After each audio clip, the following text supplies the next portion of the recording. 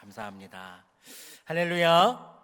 2025년 새해 첫 주일 이부의 자리에 나와 하나님 앞에 예배드리는 여러분의 마음 가운데 하나님께서 우리에게 주시겠다고 약속하신 복, 지켜주심의 복과 은혜의 복과 평강의 복이 올 한 해 여러분의 삶과 가정과 일터와 우리 모든 교회 공동체 안에 가득하게 임하게 되기를 주님의 이름으로 축복합니다. 오늘은 에스겔 37장과 또 사도행전 9장 본문으로 성령의 능력으로 새롭게 부흥하는 교회라는 제하에 하나님의 말씀을 증거하겠습니다. 여러분, 올해 우리 교회에 주신 표가 뭘까요? 어떻게 하셨죠? 예, 맞습니다. 저를 한번 따라해 주실까요? 성령의 능력으로 새롭게 부흥하는 교회. 예, 다시 한번 이렇게 좀 외치는 좀 느낌으로 한 번 더 해보겠습니다. 성령의 능력으로 새롭게 부흥하는 교회. 여러분, 우리 교회가 이런 교회 되기를 원하십니까? 아멘이십니까? 하나님께서 올 한 해 우리 교회를 그렇게 인도해 주실 줄로 믿습니다. 우리가 신앙생활 하다 보면 종종 듣는 단어들이 많이 있는데 그 중에 하나가 바로 부흥이라는 단어입니다. 근데 여러분, 부흥이라는 이 단어가 어떤 걸 의미한다고 생각하십니까? 부흥이라는 단어의 뜻이 무엇일까요? 사람의 수가 많아지는 게 부흥입니까?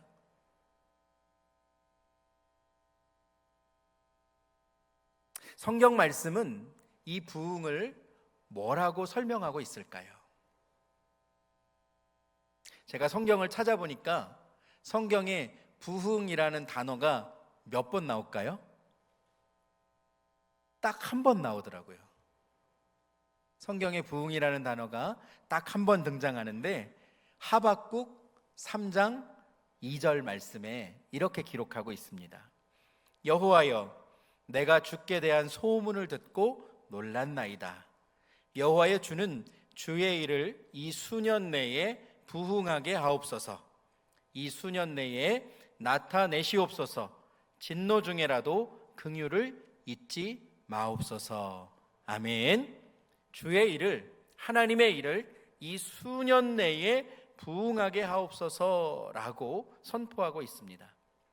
여기에 부흥이라고 번역된 이 히브리어 단어는 하야입니다. 이 하야라는 단어는 살아나다, 생명을 보존시키다라는 의미를 가지고 있는 단어입니다. 즉, 죽은 것을 다시 살려서 생명력을 넘치게 하는 것, 다시 살아나고 회복되는 것, 바로 그것이 부흥의 뜻입니다. 사랑하는 성도 여러분, 우리 교회에 이러한 부흥이 있기를 예수님의 이름으로 축복합니다. 잠자는 것들이 다시 깨어나는 역사, 죽어있던 것들이 다시 되살아나는 그러한 은혜를 하나님께서 우리 교회에 넘치게 임하게 하실 줄로 믿습니다. 오늘 우리가 에스겔 37장 이 본문의 말씀을 읽었는데, 이 에스겔 37장은 하나님께서 에스겔이라는 선지자에게 보여주셨던 이 마른 뼈 환상을 기록하고 있습니다. 어느 날 에스겔이 하나님의 영에 이끌려서 이 천지 사방이 마른 뼈로 가득한 그러한 골짜기로 가게 됐습니다. 하나님께서 그곳으로 인도해 주신 것이죠. 그러한 참혹한 광경을 하나님께서 보여주시면서 하나님께서 이 선지자에게 뭐라고 말씀하시냐면, 에스겔아, 이 뼈들이 능히 살아날 수 있겠느냐? 이 뼈들이 다시 살아날 수 있겠느냐라고 에스겔에게 물어보셨습니다. 그러면서 하나님은 내가 너에게 전해주는 말을 저 뼈들에게 전할지니라 하고 하나님께서 명령하시는데, 에스겔이 그 말에 순종하여서 하나님의 말씀을 대언하자 어떠한 일이 벌어졌을까요? 땅바닥에 널브러져 들어있던 이 뼈와 뼈들이 일어나 서로 맞아서 연결이 되어지고, 그 뼈에 힘줄이 붙고 살이 오르면서 가죽이 덮이기 시작했습니다. 그리고 온전한 사람의 형상이 되어 사방으로부터 생기가 그곳으로 흘러들어와서 그 죽은 몸이 되살아나고, 마침내 그것들이 큰 군대를 이루게 되었다라고 하는 하나님의 말씀이 에스겔 37장에 기록되어 있습니다. 하나님께서 에스겔에게 보여주신 이 환상은 이스라엘 백성들이 하나님의 백성으로 다시금 회복될 것을 말씀해 주시는 환상입니다. 골짜기에 널브러져 있던 죽어가는 뼈들은 바로 이스라엘 족속을 의미하는 것이고, 그들이 바벨론 포로에서 끌려와 소망 없이 죽어가고 있을 때 하나님께서 무덤의 문을 여시고 다시 그들을 회복시켜 주시고 온전하게 되살아나게 하실 것을 하나님께서 이 예언의 말씀으로, 하나님께서 보여주시는 환상으로 이스라엘 백성들에게 선포해 주신 것입니다.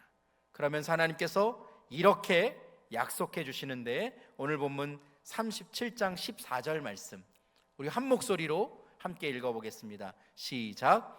내가 또 내 영을 너희 속에 두어 너희가 살아나게 하고, 내가 또 너희를 너희 고국 땅에 두리니 나 여호와가 이 일을 말하고 이른 줄을 너희가 알리라.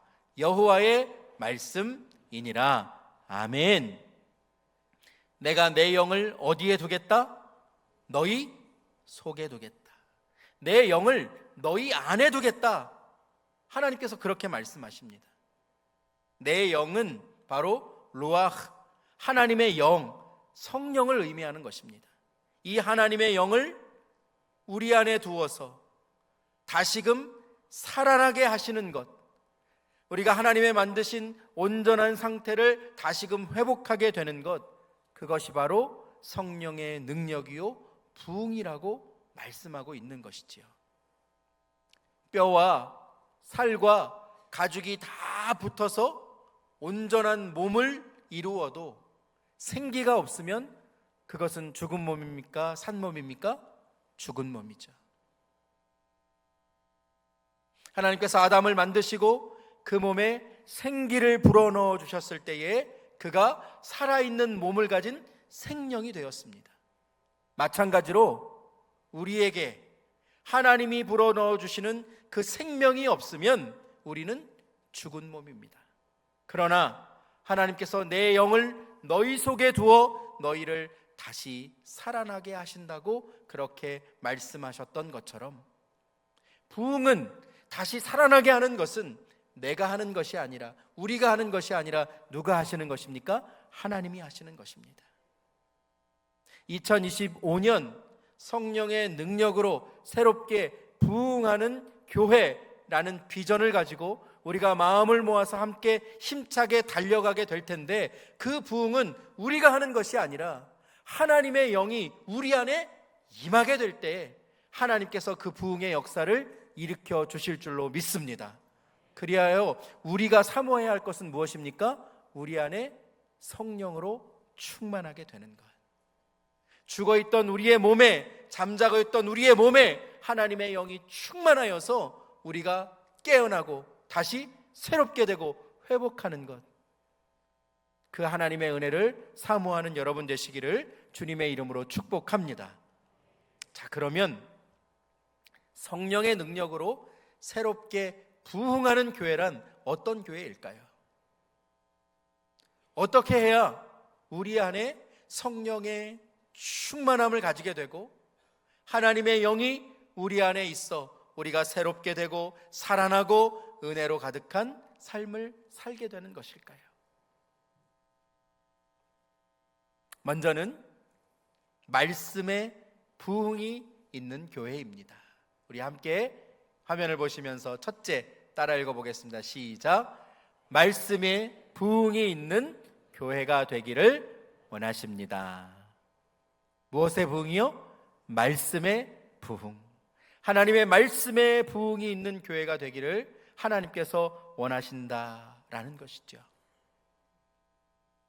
예수님은 공생애를 시작하시기 전에 먼저 광야로 나가서 40일 동안 금식하시면서 기도하셨습니다. 그런데 그때 누가 찾아왔죠? 마귀가 예수님을 찾아옵니다. 예수님을 찾아와서 기도하고 있던 예수님에게 세 가지 유혹을 합니다. 어떤 유혹이었습니까? 첫 번째는 저 광야에 있는 돌을 떡덩이가 되게 해라. 그래서 네가 그걸 먹고 배불러라. 그렇게 유혹을 합니다. 두 번째는 높은 산 꼭대기에 데리고 올라가서 천하만국을 보여주면서 나에게 절하기만 하면 이 천하만국을 너에게 주겠다. 그렇게 유혹을 합니다. 세 번째는 예수님을 성전 꼭대기로 데리고 올라가서 이 성전 꼭대기에서 어떻게 해라? 뛰어내려라. 내가 하나님의 아들이면 하나님께서 너를 천사를 보내서 능히 보호해 주실 것이다. 그렇게 유혹합니다. 사실 예수님은 마귀가 유혹하는 이 모든 시험에 능히 이기고 감당하실 수 있는 분이시기에 마귀가 유혹한 것 그 이상을 뛰어넘어서 하실 수 있는 분이시지만 예수님은 그렇게 하지 않으시고 마귀의 유혹을 무엇으로 물리치셨을까요? 기록된 하나님의 말씀으로 물리치셨습니다. 세상의 방법으로 내가 가진 능력으로 마귀의 시험을 이긴 것이 아니라 하나님의 말씀을 붙들고 그 말씀의 능력으로 마귀의 시험을 이기셨다라는 것이지요. 사랑하는 여러분, 하나님의 말씀에 능력이 있는 줄로 믿습니다. 그 하나님의 말씀을 붙드시는 여러분 되시기를 축복합니다. 그래서 하나님의 말씀이 능력이 되어서 여러분의 삶 가운데 유혹하고 여러분을 넘어뜨리는 마귀의 역사가 하나님의 말씀으로 떠나가게 되는 은혜가 있기를 예수님의 이름으로 축복합니다. 기독교 서적 중에 말씀으로 생각을 태우라 하는 책이 있습니다. 이 책의 저자인 이 지용훈 목사님은 뉴욕 맨하튼 거리에서 복음을 전하는 복음 전도자로 살고 있는 목사님이에요. 이 목사님이 어떻게 이렇게 낯선 땅 아닙니까? 낯선 땅에 낯선 사람들에게 이 복음을 전하는 복음 전도자로 살 수 있게 되었나라고 그렇게 질문을 하자 이렇게 대답합니다.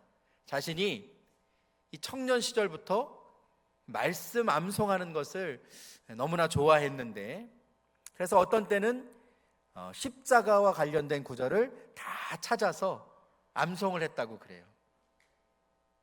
그리고 또 어떤 때는 성령에 관련된 구절을 내가 다 찾아서 암송해 봐야 되겠다 해서 말씀 암송을 하고 그렇게 하다 보니 지금은 신약 성경 중에 7권의 책을 다 암송하게 되고 성경 말씀 2500구절을 암송하게 됐다고 합니다. 이렇게 말씀의 능력이 이 목사님에게 임하게 되니까 그 암송한 말씀을 들고 거리에 나가서 복음을 전하게 될 때 많은 사람들이 그가 전하는 복음을 듣고 주님 품으로 돌아오게 되는 경험을 한 번, 두 번 계속 쌓이게 하게 되었고 순간마다 성령께서 가르쳐 주시는 그 말씀이 떠올라서 그 말씀의 능력을 의지해서 자신이 전도자로 살게 되었노라고 그렇게 자신의 책에서 고백하는 것을 읽게 되었습니다.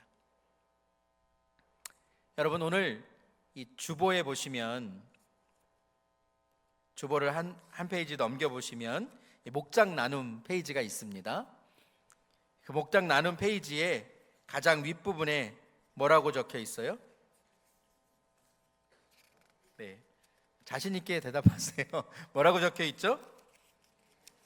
예, 금주의 암송구절이라고 적혀 있습니다. 예, 주보를 한 장 펴서 넘기시면 목장 나눔 맨 위에 박스가 되어 있죠. 그 박스 안에 금주의 암송구절이라고 되어 있습니다. 이제 2025년 새해에 여러분 이 목장 나눔에 금주의 암송구절을 매주 한 구절씩 여러분 이렇게 넣어드리도록 하겠습니다. 그래서 여러분 주일에 이렇게 와서 말씀을 듣고 은혜 받을 뿐만 아니라 여러분 한 주간 주신 말씀을 암송하시기를 축복합니다. 그래서 이 암송한 말씀이 내 삶의 능력이 되어서 하나님께서 은혜 부어주고자 원하실 때에 그 말씀이 떠올라서 하나님의 말씀을 고백하게 되고 그 말씀의 은혜가 우리의 삶을 덮게 되는 그런 귀한 은혜가 있기를 주님의 이름으로 축복합니다. 여러분 1년이 52주입니다. 52절의 말씀, 제가 2509절 외우라고 말씀 안 드릴 테니까 1년에 52개의 말씀을 매주 한 구절씩 암송하여서 여러분 그 한 주간 주신 말씀을 마음에 새기고 기억하여서 그 말씀의 은혜로 살아가시는 여러분 되시기를 주님의 이름으로 축복합니다. 더불어 우리 교회는 공동체 성경 읽기를 하고 있습니다. 이 공동체 성경 읽기를 이제 1월 첫날부터 창세기 1장부터 다시 시작했습니다. 여러분 가지고 계시는 핸드폰 카톡에 매일 그 음원을 여러분들에게 보내드리고 있는데요, 들으시기만 하셔도 말씀을 읽으실 수 있고, 하실 수 있는 분들은 성경을 펴셔서 들으시면서 읽으시면 2번 읽게 되는 거죠. 그래서 1년에 한 번은 성경을 읽고 이 말씀의 은혜로 충만하게 살아가시는 여러분 되시기를 주님의 이름으로 축복합니다. 그래서 갓난아이가 순전하고 신령한 젖을 사모하는 것 같이 여러분 올 한 해 동안 말씀을 날마다 읽으시고 암송하시고 묵상하시고, 그래서 하나님께서 주시는 말씀의 은혜가 여러분의 삶의 자리에 가득 채워져서 올 한 해 우리 온 교회 성도들의 삶 가운데 말씀의 부흥이 있게 되기를 주님의 이름으로 축복합니다. 두 번째, 하나님께서 성령의 능력으로 새롭게 부흥하는 교회가 되기를 원하시는데, 그러면 우리는 어떤 부흥의 자리로 나아가야 될까요? 두 번째 함께 읽습니다. 시작. 기도의 부흥이 있는 교회가 되기를 원하십니다. 아멘. 무슨 부흥이요? 기도의 부흥입니다. 기도의 부흥. 여러분 기도가 무엇입니까? 기도는 영적인 호흡이죠. 우리가 들숨과 날숨이 있어야 우리에게 생명이 있는 겁니다. 여러분 우리가 호흡하지 않으면 살 수가 없잖아요. 우리 육이 살 수 없습니다. 우리의 영이 사는 것도 바로 영적인 호흡인 이 기도의 들숨과 날숨이 있어야 우리가 영이 살아날 수 있고 하나님과 교제할 수 있고 하나님이 우리에게 원하시는 뜻이 무엇인지 깨달을 수 있고 그 뜻에 순종하며 믿음의 걸음을 걸어갈 수 있다라고 하는 것입니다. 여러분 예수님도 기도하셨을까요? 하지 않으셨을까요? 예수님도 날마다 기도하셨어요. 무엇을 이루기 위해서? 하나님이 나에게 주신 뜻, 하나님이 나에게 주신 사명을 내가 감당하고 그 뜻을 이루기 위하여서 매일 기도하셨어요. 제자들과 함께 있다가도 한적한 곳을 찾아가셔서 하나님 앞에 무릎 꿇고 기도하셨고, 십자가에 달려 돌아가시기 전에도, 군병들에게 잡히기 전에도 겟세마네 동산에 가서 주님은 무릎 꿇고 하나님 앞에 기도하실 때, 아버지 할만하시거든 이 잔을 내게서 옮겨 주옵소서. 여러분 이것이 인간으로 오신 주님의 마음이었습니다. 이 십자가를 내가 지지 않을 수 있으면 지지 않게 하여 주옵소서. 피할 수 있으면 피하게 하옵소서. 이것이 바로 인간으로서 이 땅에 오신 주님의 마음이었어요. 그러나 주님은 내 뜻대로 마시고 누구의 뜻대로? 아버지의 뜻대로 하옵소서라고 기도하셨습니다.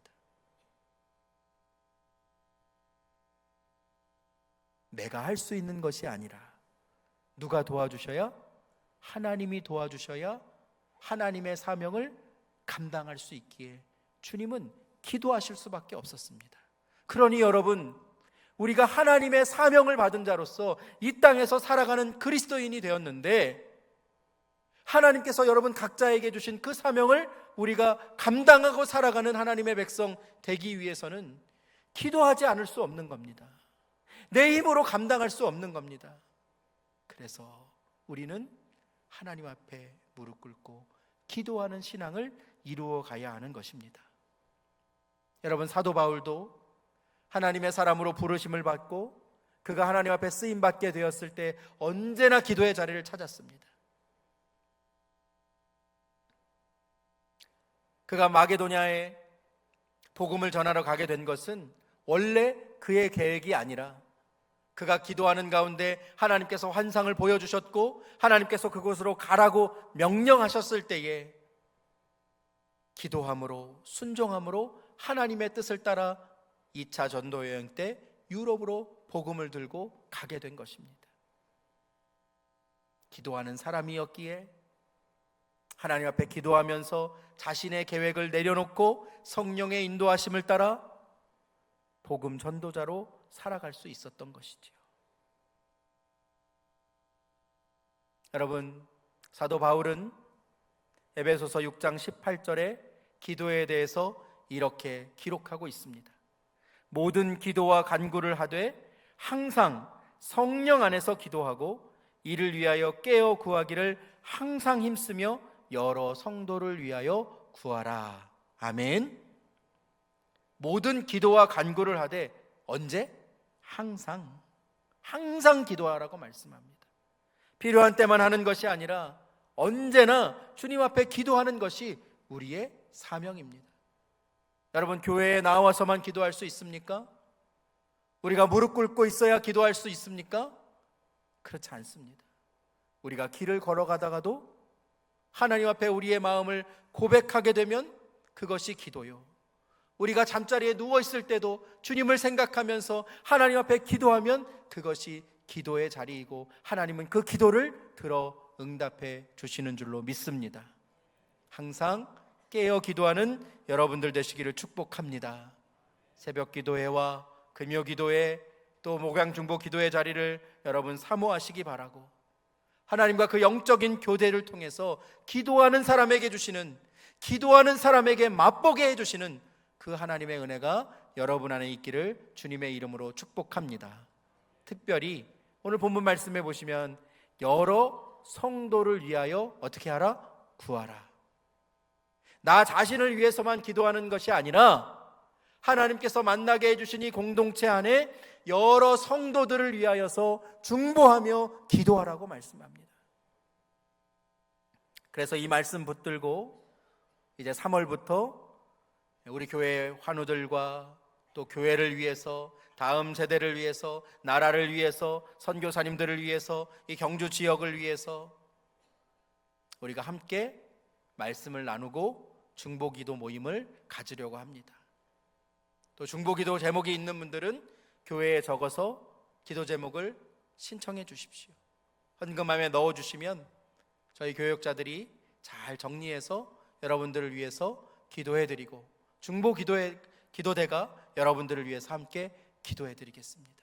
그래서 올 한 해 우리 교회 공동체 안에 이 기도의 능력으로 하나님께서 새롭게 주시는 그 부흥의 은혜를 우리 모든 교회 공동체가 경험할 수 있게 되기를 주님의 이름으로 축복합니다. 마지막으로 세 번째, 성령의 능력으로 새롭게 부흥하는 교회는 어떤 교회일까요? 하나님은 우리가 어떻게 하나님 앞에 쓰임받기를 원하실까요? 우리 세 번째 화면을 보시면서 읽습니다. 시작. 영혼 구원에 부흥이 있는 교회가 되기를 원하십니다. 아멘. 무엇의 부흥이요? 영혼 구원의 부흥.